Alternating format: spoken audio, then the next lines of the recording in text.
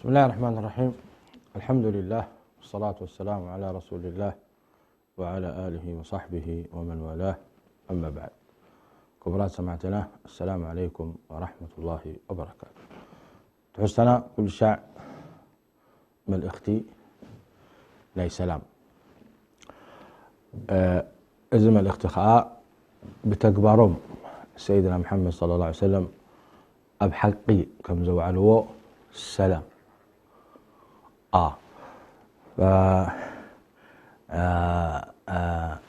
المعذرة مشاهدي الأكارم، كنت أتوقع أن هذه الحلقة باللغة التجرينية، وذكروني في الكنترول أنها باللغة العربية. أهلا وسهلا بكم. هذه الحلقة خاصة بشأن رسالة النبي صلى الله عليه وسلم، رسالة معروفة وهي رسالة سلام، ولكن اليوم ستكون الحلقة خاصة بشأن ما حدث لهذا الخبيث الذي أساء للنبي صلى الله عليه وسلم برسوم قبيحة ابتداء من عام 2017، الذي ظل خائفا مدة 14 عاما حتى لا يقتال من قبل المسلمين، لأنه أساء إلى نبيهم، وعاش خائفا مرعوبا طيلة هذه المدة، حتى أن الحكومة جعلت معه رجلين من الأمن ليدافع عنه، ونسوا أن الذي سيكون غاضبا عليه هو الله سبحانه وتعالى، القائل في كتابه العزيز: إنا كفيناك المستهزئين، والقائل سبحانه وتعالى: إن الذين يؤذون الله ورسوله لعنهم الله في الدنيا والآخرة ولهم عذاب مهين. دعونا مشاهدينا الأكارم نستعرض الذين استهزأوا برسول الله صلى الله عليه وسلم في عهده عليه السلام وفي العصور المتأخرة من عهدنا، لننظر ونستمع ونشاهد كيف أن الله سبحانه وتعالى دافع عن نبينا محمد صلى الله عليه وسلم بأساليب فيها آيات ومعجزات تبين صدق هذا النبي الكريم، وأنه مبعوث من عند الله تبارك وتعالى. أنت حينما تقرأ قوله تعالى: يا أيها الرسول بلغ ما أنزل إليك من ربك وإن لم تفعل فما بلغت رسالته والله يعصمك من الناس. العصمة من الله سبحانه وتعالى، أي الحماية الكاملة لرسول الله صلى الله عليه وآله وسلم.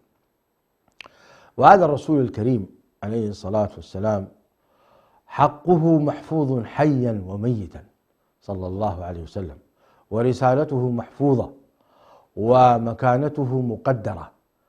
ألم نشرح لك صدرك ورفعنا لك ذكرك، ألم نشرح لك صدرك ووضعنا عنك وزرك ورفعنا لك ذكرك الذي أنقض ظهرك، إلى آخر الآيات. فذكر النبي عليه الصلاة والسلام مرفوع بأمر الله تبارك وتعالى، ولذلك الأذان يقرأ ويتلى إلى قيام الساعة: الله أكبر الله أكبر الله أكبر الله أكبر، أشهد أن لا إله إلا الله، أشهد أن محمدا رسول الله.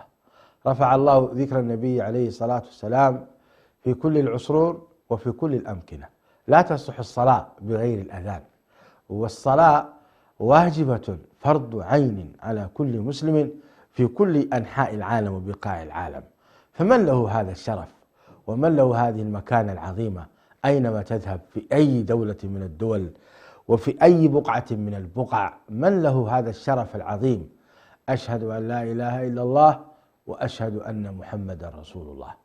ونحن نردد هذا أيضا في داخل صلواتنا وفي كل أماكننا، بل أن الله عز وجل جعل الأجور العظيمة والثواب الكبير على من يكثر الصلاة على النبي صلى الله عليه وآله وسلم. وينال الشرف في كل من احترم وقدر ونشر هذه السيرة العطرة لنبينا الكريم صلى الله عليه وآله وسلم. وينال العذاب والإهانة والمهانة، وينال والعياذ بالله الذلة كل من انتقص من رسول الله صلى الله عليه وآله وسلم. تعالوا بنا نمر مشاهدي الأكارم على من استهزأ برسول الله صلى الله عليه وسلم في عهده.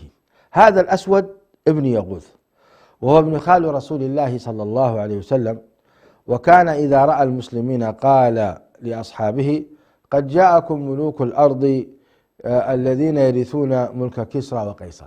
هكذا كان يقول استهزاء، وقد جعل الله هذا الأمر حقا، لكن هذا الخبيث كان يقوله استهزاء. ويقول للنبي عليه الصلاة والسلام: أما كلمت اليوم من السماء، أو أما كلمت اليوم من السماء يا محمد، يعني هل نزل عليك الوحي؟ استهزاء بالنبي عليه الصلاة والسلام، وما أشبه ذلك من الاستهزاء.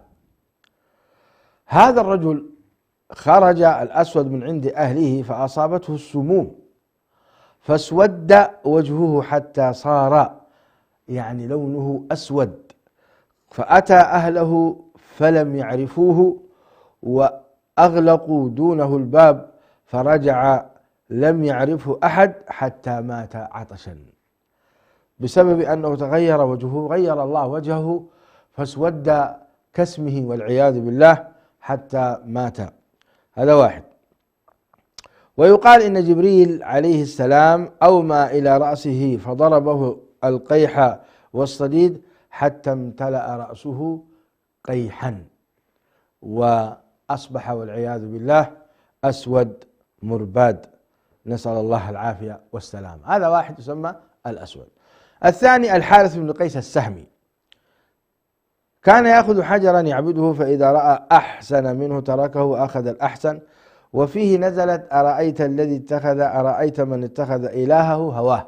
وكان يقول: لقد غر محمد نفسه وأصحابه أن وعدهم أن يحيوا بعد الموت، والله ما يهلكنا إلا الدهر ومرور الأيام والأحداث.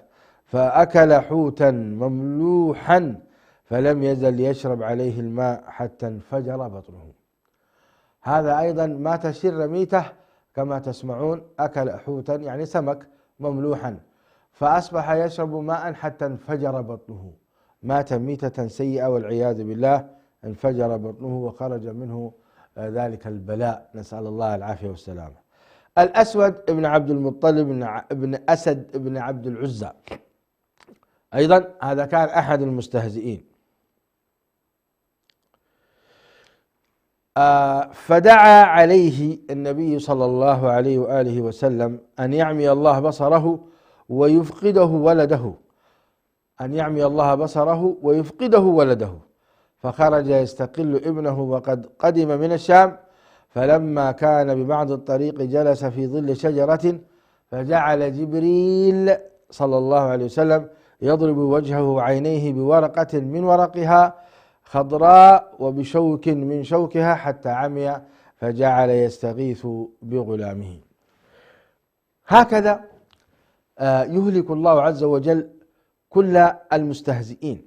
قال تعالى: إنا كفيناك المستهزئين، أي أن الله سبحانه وتعالى سيعاقب كل من استهزأ برسول الله صلى الله عليه وسلم إلى قيام الساعة. إنا كفيناك المستهزئين.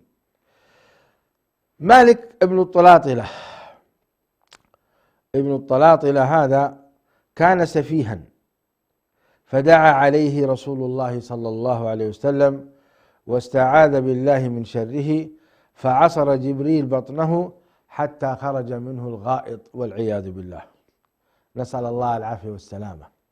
انظروا إلى مالك ابن الطلاطلة هذا أيضا، شوفوا هذه الميتة السيئة، الميتة الخبيثة. وهذه الميتة ليست هي النهاية، لا، هناك عذاب أليم يوم القيامة بكفرهم وعنادهم ومحاربتهم لله عز وجل واستهزائهم بالنبي عليه الصلاة والسلام هناك. ولكن هذا إنا كفيناك المستهزئين أي في الدنيا، والله يعصمك من الناس أي في الدنيا، أما في الآخرة فحسابهم أشد والعياذ بالله. العاصي ابن وائل السهمي، ركب حمارا له ويقال بغلة بيضاء، فلما نزل شعبا من تلك الشعاب وهو يريد الطائف جمع به الحمار أو البغلة فأصابته رجله شوكة منها فانتفخت حتى صار كعنق البعير ومات. انظروا، يعني أحيانا يأتيه جند من جند الله حقير، ولكن بأمر الله يهلك هذا الإنسان بسبب هذا الأمر. ركب حمارا يقال له بغلة أو بيضاء، فلما نزل شعبا من تلك الشعاب، يعني نزل في حديقة من الحدائق، ونزل في مزرعة من المزارع، وهو يريد الطائف، هذا والعاص بن وائل، جمع به الحمار أو البغلة فأصابت رجله شوكة بسيطة، فأصابت رجله شوكة. هذه الروايات يرويها ابن إسحاق إخواني، بعضها يرويها ابن إسحاق في سيره، وابن إسحاق ثقة في السير. رجله شوكة منها فانتفخت حتى صارت كعنق البعير. هذه الشوكة مسمومة بأمر الله، أصابت العاص بن وائل انتفخت رجله حتى أصبحت كعنق البعير، نسأل الله العافية والسلامة. وبسبب هذا الانتفاخ انتشر السموم في جسده فمات شر ميتا، نسأل الله العافية والسلامة.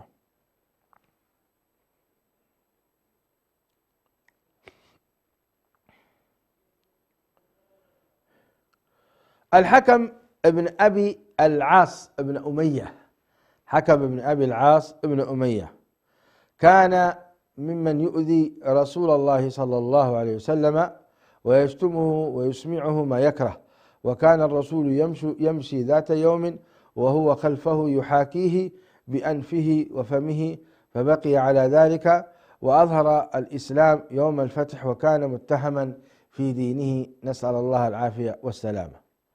الوليد بن المغيرة، هذا الخبيث أيضا الذي تكلم مع النبي عليه الصلاة والسلام وكان بينه مجادلة وحوار أدى إلى قرب إسلامه، ثم بسبب سوء الرفقة مع أبي جهل وغيره والعياذ بالله ارتد وكفر بالله سبحانه وتعالى. وكان هذا الرجل أيضا يتهم النبي عليه الصلاة والسلام بأنه ساحر، وكان يستهزئ برسول الله صلى الله عليه وآله وسلم. كيف مات الوليد بن المغيرة؟ كيف مات؟ مر الوليد برجل يقال له حراث بن عامر بن خزاعة، وهو يصلح نبلا. النبل تعرفونه، الذي يستخدم في الحروب، فيصلح نبلا له، نعم، فطلب منه على سهم منها، فمر به على سهم منها فخدشه خدشا يسيرا، يعني وهو مر بهذا الرجل الذي يصلح النبل، والنبل فيه بعض الجوانب الحادة، فمر الوليد بن المغيرة بهذا الرجل فخدشه خدشا يسيرا، يعني في قدمه، ويقال علق بإزاره، يعني النبل علق بإزاره فخدش ساقه خدشا خفيفا، فأوهى إليه جبريل فانتفض الخدش وضربته القرحة في رجله أو ساقه فمات. الوليد بن المغيرة هذا المتغطرس المتكبر الذي كان عنده من الأولاد والأبناء، شوفوا كيف مات وبأي صورة مات، الذي كان يقول، قال الله عز وجل فيه: ذرني ومن خلقت وحيدا وجعلت له مالا ممدودا وبنين شهودا ومهدت له تمهيدا ثم يطمع أن أزيد كلا إنه كان لآياتنا عنيدا سأرهقه صعودا. هذا يوم القيامة.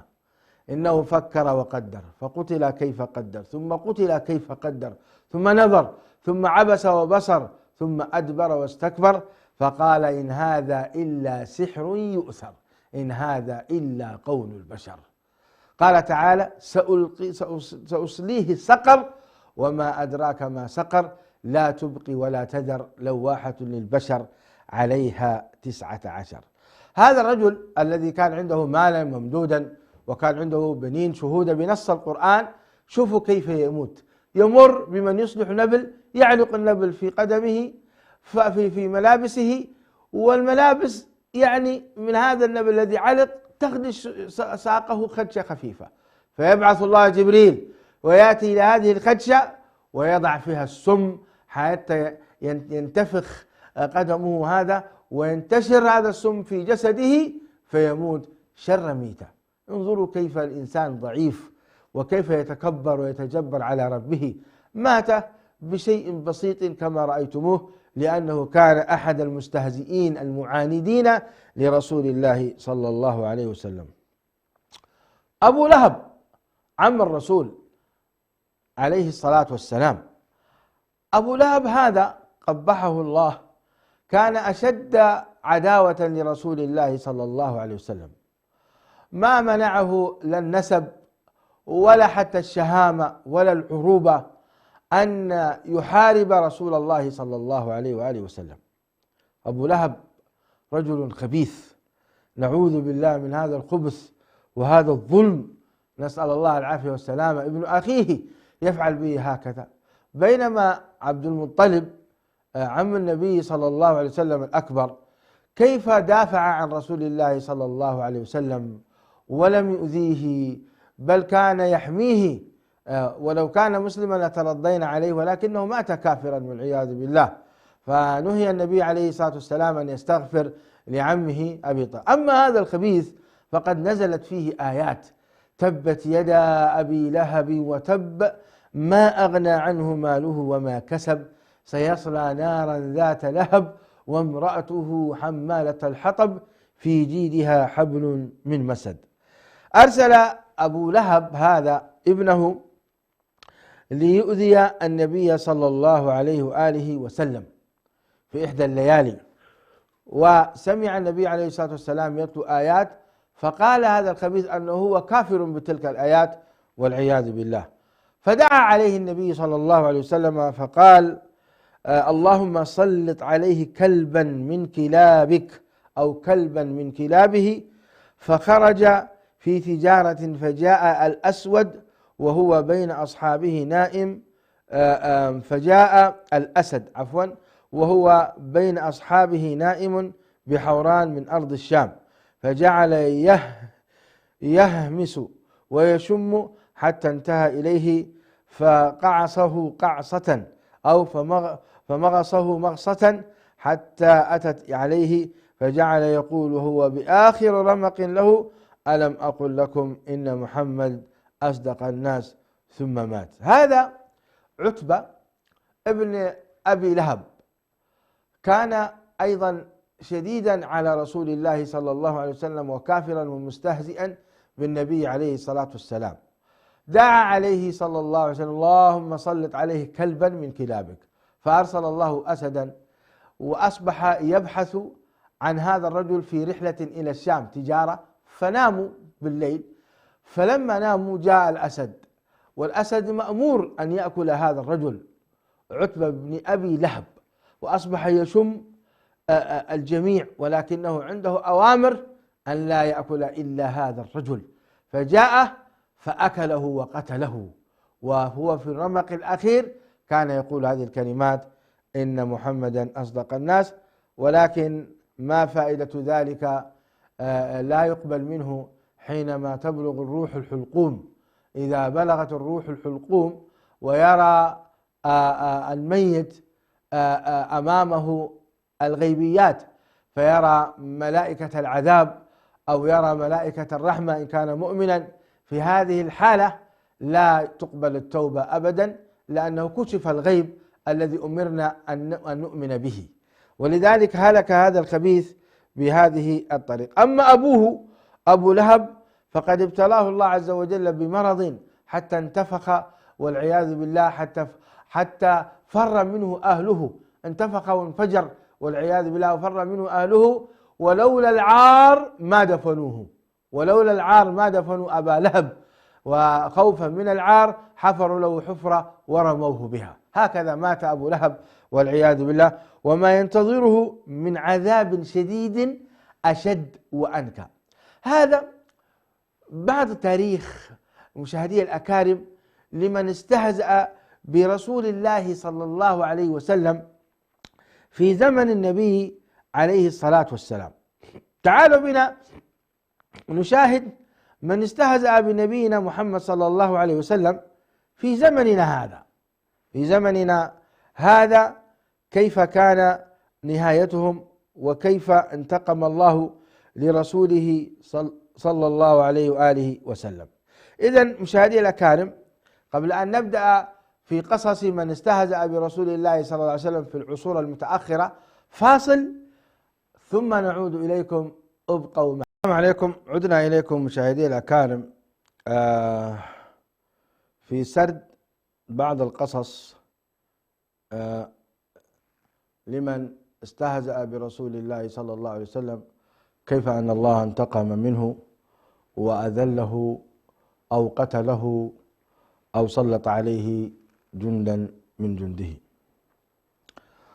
تعرفون الشيخ محمد شاكر رحمه الله، العلامة المؤلف الكاتب، يذكر قصة أن أحد الخطباء في أحد المساجد أراد أن يمدح العالم طه حسين، وبدأ يتكلم فيقول: لما جاء طه حسين لأحد أمراء مصر قال هذا الخبيث: جاءه الأعمى، يعني يقصد الأمير، فما عبس بوجهه وما تولى.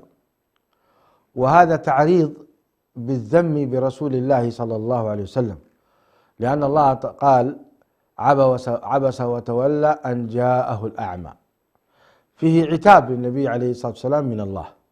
لكن استخدام هذا الخطيب الخبيث وهو يتكلم ويعرض برسول الله صلى الله عليه وسلم أن النبي عليه الصلاة والسلام أخطأ، وأن هذا الأمير لم يخطئ حيث استقبل طه حسين ولم يعبس في وجهه ولم يتولى.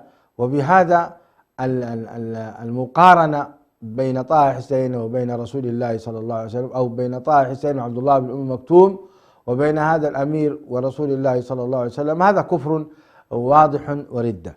المهم أن الشيخ محمد شاكر رحمه الله لما انتهت من الخطبة، انتهى الرجل من الخطبة والصلاة، قال: أعيدوا صلاتكم يا جماعة، فإن هذا الخطيب كافر مرتد، فإن هذا الخطيب كافر لا تصح الصلاة خلفه. ولم يكن الشيخ محمد شاكر ممن يطلقون الكفر عنانا، ولكن الموقف كان يقتضي ذلك، الموقف كان يقتضي ذلك. هكذا كان هذا الموقف. هل انتهت القصة؟ لا، مرت الأيام والشهور ومرت الأزمان، فرأى الشيخ محمد شاكر رحمه الله هذا الخطيب، رآه ذليلا حقيرا بعد أن كان ذا أبهة وكان ذا مكانة وعزة مع الأمراء ويخطب لهم ويتودد إليهم، حتى لو كان ذلك في سبيل تدمير دينه وآخرته والعياذ بالله.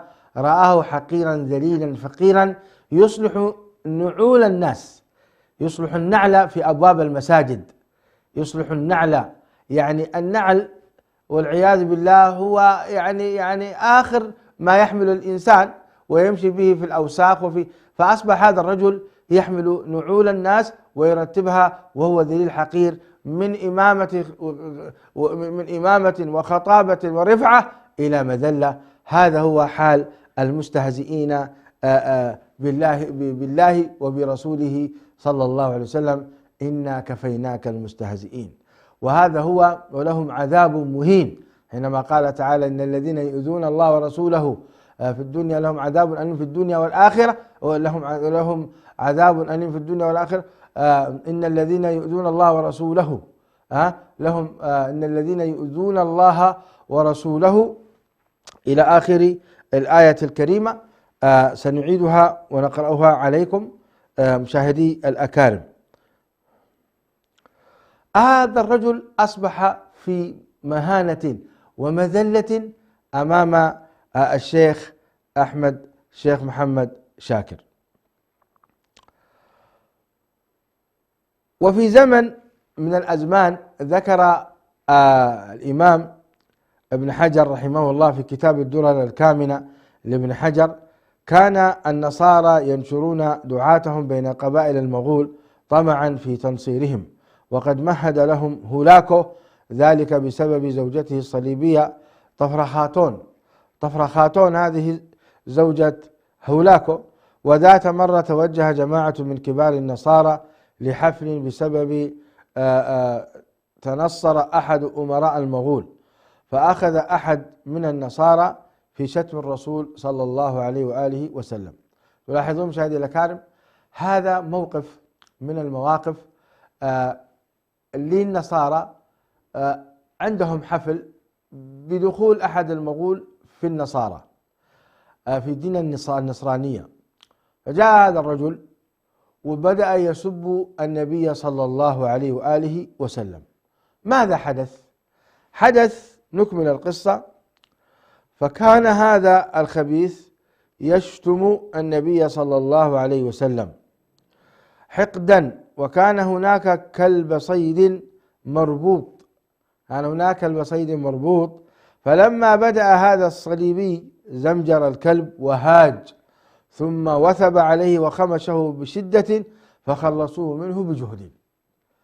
كان هناك كلب موجود في ذلك المكان، كلب صيد، وسمع هذا السب والشتم للنبي صلى الله عليه وسلم، فغضب الكلب غضبا شديدا، فهاج هذا الكلب سبحان الله على الفطرة. وكان النبي صلى الله عليه وسلم تسلم عليه الحيوانات ويسلم عليه الحجر، وكان عليه الصلاة والسلام محبوب من جميع الخلائق إلا الثقلين، إلا من آمن منهم، أما من كفر فكان هذا عقابه. المهم قفز هذا الكلب على هذا الكلب أيضا، قفز، لكن بينهما شتان، بين هذا الكلب الوفي لرسول الله صلى الله عليه وسلم وبين هذا النصراني الخبيث الذي يسب ويشتم النبي عليه الصلاة والسلام. فقام عليه وخدشه غمشه، وجاء الناس وخلصوه منه بجهد، بصعوبة خلصوه، إلا كان سيقتله أصلا. شوفوا كيف تغضب الكلاب لرسول الله صلى الله عليه وسلم، ولا يغضب الناس إلا من وفقه الله. قليل من يغضب لرسول الله صلى الله عليه وسلم مشاهدي الأكارم. فقالوا له النصارى، قالوا لهذا الرجل: إن هذا الكلب غضب لمحمد صلى الله عليه وسلم، فلا تسب محمد. هكذا قالوا له. قال: لا، وإنما غضب لأني كنت أشير إليه فحمسته. هكذا قال.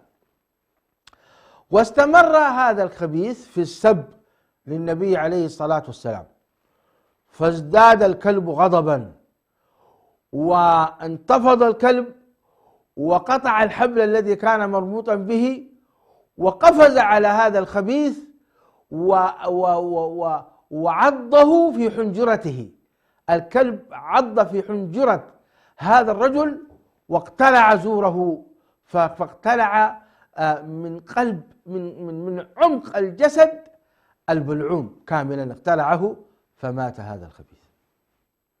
هكذا انتصر الله سبحانه وتعالى لنبيه، وهكذا تحقق وعده: إنا كفيناك المستهزئين، إنا كفيناك المستهزئين.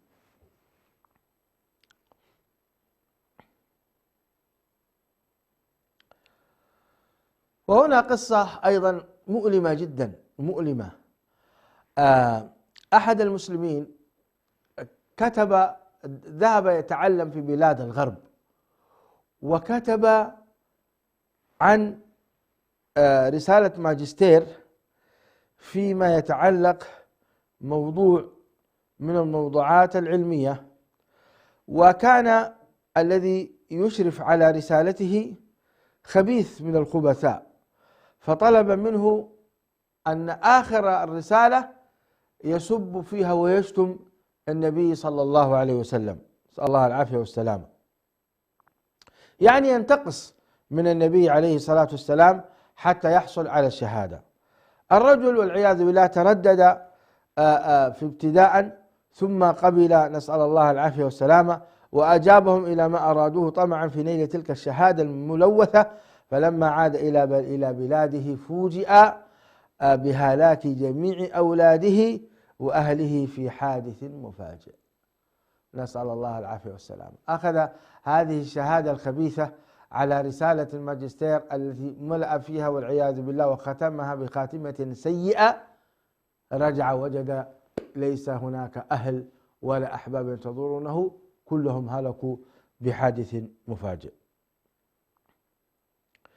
هذه بعض القصص مشاهدي الأكارم في من ينتقص رسول الله صلى الله عليه وسلم أو من ينال من شرفه عليه الصلاة والسلام. وهذه العقوبة مستمرة إلى قيام الساعة. ونحن قبل يومين أو 3 أيام سمعنا بحادث مروع لرجل استهزأ برسول الله صلى الله عليه وآله وسلم. أنتم سمعتم وكذلك نحن سمعنا، وما ينبغي لنا أن تمر علينا هذه القصة دون أن نعلق على مكانة رسول الله صلى الله عليه وسلم. هذا الخبيث نشر رسوما، هذا الخبيث الذي أمامكم نشر رسوما سيئة عن رسول الله صلى الله عليه وآله وسلم في عام 2007، وأصبح 14 عاما خائفا ذليلا، قد ألقى الله عز وجل في قلبه الرعب، لأن النبي صلى الله عليه وسلم قال: نصرت بالرعب مسيرة شهر. فهذا الرجل كان مرعوبا وخائفا 14 عاما، وهيأت له الحكومة للدفاع عنه وحمايته رجلين من الأمن. ولكن من الذي يحمي عن الله سبحانه وتعالى؟ من الذي يستطيع أن يهرب عن قدرة الله تبارك وتعالى؟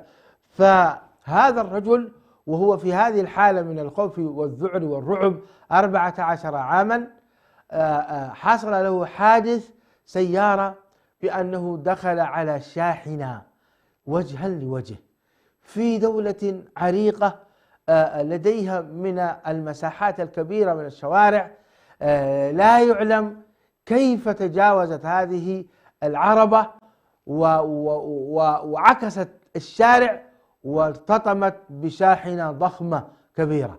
ثم ليس هذا فحسب، بل حصل حريق. حاولوا، أنتم شاهدتم مقاطع الفيديو، ولولا حقوق الحفظ لنشرناه لكم ورأيتموه، ولكن نحكي لكم فقط ونعلق على هذا العذاب الشديد الذي أنزل الله عز وجل بهذا الرجل، وهو يصيح ويصرخ والناس تحاول أن تحميه وأن تنقذه، ولكن عذاب الله شديد. هذا العذاب فقط في الدنيا، يحترق ويصرخ هذا الخبيث الذي تعدى على حدود رسول الله صلى الله عليه وآله وسلم. إن الذين يؤذون الله ورسوله لعنهم الله في الدنيا والآخرة ولهم عذاب مهين. هذه هي الآية التي نسيتها قبل قليل. إن الذين يؤذون الله ورسوله لعنهم الله في الدنيا والآخرة ولهم عذاب مهين. شوف كيف أهانه الله. وأيضا نشر الله عز وجل هذا الخبر في جميع أنحاء العالم ليكون عبرة لمن لا يعتبر. ألا فليحذر كل الذين ينالون من رسول الله صلى الله عليه وسلم. لماذا هذه المحاربة؟ لماذا هذا الحقد؟ ما الذي فعله النبي عليه الصلاة والسلام؟ يا أخي لقد نشر الخير صلى الله عليه وسلم، ورأيتم في محاضراتنا في هذه الحلقات ونحن نسرد كيف تعامل النبي عليه الصلاة والسلام بسلام مع زوجاته، مع أبنائه، مع الكبار، مع الصغار، مع الجيران، مع البعيد، مع القريب، مع الكافر، مع المنافق، مع المؤمن، كله سلام وأمن وأمان. يعني النبي عليه الصلاة والسلام قد جاء لينشر هذا الخير، كما قال عن نفسه صلى الله عليه وسلم: إنما بعثت لأتمم مكارم الأخلاق. فهل من العدل أن من أراد أن ينشر مكارم الأخلاق نتعامل معه هكذا وبالسب والشتم صلى الله عليه وآله وسلم؟ والله هذه قسمة ضيزة، وهذا ظلم وتعدي على جناب النبوة. ولا تظنون أن الله يسكت أو أن الله غافل عما يعمل الظالمون، لا، إنما يؤخرهم ليوم تشخص فيه الأبصار. والله سبحانه وتعالى أعطى لهذا الرجل مهلة 14 عاما كي يتوب أعطى الله عز وجل لهذا الرجل مهلة كي يتوب ويعتذر ويستغفر، حتى لو لم يسلم، لو أنه اعتذر لهذا الفعل الذي فعله لما كانت هذه عقوبته أبدا، ولكن استمر في عناده وفي خبثه، وما رحم شيبته هذا المجرم، وهو في هذه السنوات كيف يعني الأخيرة من حياته كان ولكن من كتب الله عز وجل عليه الهلاك فلن تجد له من الله شيئا، لن تملك له من الله شيئا. بعض الذين آذوا النبي صلى الله عليه وسلم أسلموا وتابوا وذهبوا إلى قبره واعتذروا للنبي عليه الصلاة والسلام، وقبل الله سبحانه وتعالى توبتهم ولم يؤذوا بشيء. هكذا نظن بربنا سبحانه وتعالى أن من آثار التوبة الاستقامة وكذا، فنرجو لهم الخير، من تاب تاب الله عليه. لذلك هذه رسالة لكل كافر ولكل مجرم ينال من رسول الله صلى الله عليه وسلم، نقول له احذر، فإن الله هو الذي تولى الدفاع عن النبي عليه الصلاة والسلام وليس البشر. نعم المؤمنون مطالبون بالدفاع عن النبي عليه الصلاة والسلام، مطالبون بالدفاع كما دافع الصحابة الكرام عن نبيهم صلى الله عليه وسلم في جميع المعارك، كانوا يدافعون، وخصوصا في غزوة أحد اضطرت النساء أن تحمل السلاح دون رسول الله صلى الله عليه وسلم، وأبلى بلاء حسنا طلحة، وأبلى بلاء حسن أبو عبيدة عمرو بن الجراح وأبو بكر الصديق، وكان النبي عليه الصلاة والسلام يقول لطلحة أوجب طلحة وكان يدافع. كذلك أبو دجانة رضي الله عنه وأرضاه كان يحمي النبي عليه الصلاة والسلام بظهره، والنبل في ظهره كالقنفذ، يعني كان كفار قريش يرمون النبي عليه السلام بأسهم، وكان هذه الأسهم يتقبلها أبو دجانة رضي الله عنه. هكذا كان الصحابة، وأيضا في الأمة خير كثير، ولذلك هذا الخبيث كان خائف من المسلمين، لأن المسلمين لن يسكتوا على هذا الأمر، سيقومون بما يستحق هذا الخبيث من عقوبة، ولكن الله تبارك وتعالى كفاهم شر الأشرار، وكفاهم اتخاذ ما لا يحمد عقباه، فتولى الله سبحانه وتعالى عقوبة هذا المجرم، وسوف يتولى ربنا عز وجل عقوبة كل مجرم. فهذه رسالة من الله سبحانه وتعالى للبشرية أجمع، الحذر من أذية رسول الله صلى الله عليه وآله وسلم. نعم النبي عليه الصلاة والسلام يحمل دينا ويحمل إسلاما، فمن شاء فليؤمن ومن شاء فليكفر. أن يعرض على الكفار الإسلام، أسلموا، فإن أبيتم فذاك شأنكم وحسابكم على الله عز وجل. النبي عليه الصلاة والسلام بعث للجميع، وما أرسلناك إلا كافة، وما أرسلناك إلا رحمة للعالمين. فالنبي عليه الصلاة والسلام هو رسول الجميع صلى الله عليه وآله وسلم، وبالتالي يجب على هذه البشرية أن تؤمن برسول الله صلى الله عليه وسلم. فمن رفض الإيمان فلا يتعدى إلى السب والشتم ومحاربة هذا الدين، فإن العقوبة صارمة من الله تبارك وتعالى. وهذا ما نصت به وسائل الإعلام بأن ما حدث لهذا الرجل الخبيث هي عقوبة إلهية، نصت وسائل الإعلام بهذا، وعجز هؤلاء أن يخرجوه وهو يصرخ ويصيح، والعياذ بالله أنت تقشعر من هذا المنظر وتخاف. شوف كيف إن عذاب الله شديد. يا إخواني ويا أخواتي نعوذ بالله من عذاب الله. وكذلك أخذ ربك إذا أخذ القرى وهي ظالمة إن أخذه أليم شديد، إن أخذه أليم شديد. هكذا يحكي الله عز وجل عن أخذه سبحانه وتعالى، فالألم شديد، نسأل الله العافية والسلامة. حادث مروع، كسر عظام، دخول الحديد في جسده، ثم حريق وتبقى روحه وينازع الروح وهو يصرخ والعياذ بالله. مثل هذه الحوادث غالبا ما يحصل للإنسان إغماء أو يحصل له والعياذ بالله، لكن أبقى الله عز وجل روحه أو روح من كان معه من الضباط أصبح يصرخون وترتفع ويرتفع الصوت لهذا الرجل حتى يصبح عبرة للمعتبرين، عبرة لمن يعتبر. إن في ذلك لذكرى لمن كان له قلب أو ألقى السمع وهو شهيد. نعوذ بالله من عذاب الله، نعوذ بالله. اللهم لك الحمد والشكر أن رفعت شأن رسول الله صلى الله عليه وسلم، وأنك دافعت عنه في فترة ضعف للإسلام والمسلمين. فإن كان المسلمون قد ضعفوا عن حماية رسولهم صلى الله عليه وسلم، مثل هذه الأمور إخواني تقام فيها الحروب. يعني الدولة التي تحمي مثل هؤلاء المجرمين الواجب أن المسلمين يجتمعون فيقيمون الجهاد في سبيل الله ويدافعون عن نبيهم، لكن مع الأسف الأمة ضعيفة، وأن اتخاذ أي قرار غير قانوني يعود على الأمة بالضرر.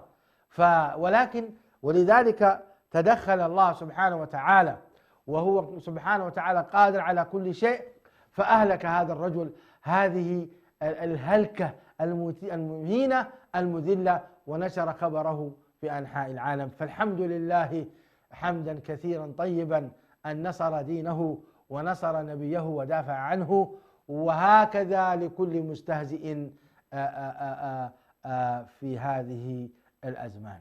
أسأل الله تعالى أن يرفع درجة نبينا محمد صلى الله عليه وسلم، وأن يحميه حيا وميتا، وأن يرزقنا اتباعه، وأن يرزقنا تعزيره وتوقيره واحترامه صلى الله عليه وسلم، وأن يرزقنا السير على منهجه.